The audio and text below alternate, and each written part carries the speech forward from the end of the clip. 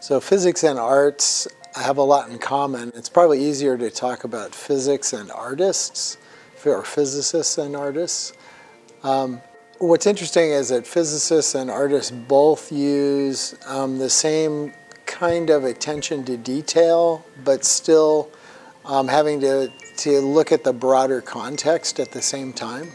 So when you're experimenting or studying something, just like when you're playing a musical piece, you have to pay attention to what you're doing, but you also have to pay attention to what other people are doing. Applying what you know about your performing arts, because you have to work hard to become good at it. You make mistakes, you learn from your mistakes. Same thing's true learning anything, whether it's science, technology, engineering, mathematics, or arts. Technology is affected by art because they require some of the same things. So you have to be really creative when you're building a robot. Tech theater is my favorite part of theater, and there are so many skills that students learn in tech theater that can be applied to science. Learning how to measure precisely and accurately, measuring twice, cutting once, which is always a theme in tech theater. Engineering is all about making life easier for humans, so they're always creating solutions. So I think that technology has moved leaps and bounds in tech theater. The effects that you get with some of the LED lights are amazing. So I think that the arts and technology could definitely go hand in hand, and they both enhance each other. So one of the reasons that people from an arts background tend to be stronger STEM students is the fact that by studying the arts, like music or dance or theater, you develop a lot stronger work ethic. And that comes in handy when you go to college and you have to do something like study thermodynamics for 2 hours every day. I think one of the underappreciated benefits of having an art background in the STEM fields is the fact that it gives you a better way of understanding the human condition surrounding problems. So oftentimes engineers will get way too wrapped up in just dealing with like the problem on a sheet of paper. Like, oh, I gotta model this as an equation, and then I gotta do this transformation, and then it gives me an answer.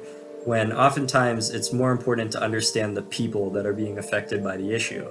I think that arts and math really share the idea that you're always building upon prior knowledge. I think it also takes a lot of time and dedication to put into all of that practice that works through, because you need that repetition. You need to be constantly practicing and working through in order to achieve the goals that you want at the end. It helps in so many different aspects of teaching aside from the actual content itself. In the delivery, in the expressive nature of the lessons that I give, in the general atmosphere, and the able to throw little tidbits in there. And I think that it really helps you as a teacher to have that training, my voice training, my movement training, to really kind of show that confidence and that knowledge in a way that can be useful for students. While I was at ASA, I studied theater. I spent so much time, almost all the time that I have, in the department for about 4 years. There were so many different moments that I look back on and I see being very, very applicable to life in general, especially to the rest of my life. Because theater as a discipline teaches you so many different things that become so relevant as you go on to your life. It teaches you teamwork, communication skills. It teaches you how to be better at public speaking, how to captivate an audience. It teaches you how to interact with people. Being in the study of theater is really kind of like being in the study of humanity, is what I feel like. So the main benefits of being in an arts school, I think, is the idea of working hard in your arts classes and transferring over some of the knowledge and hardworking skills that you get from those classes into your academic life.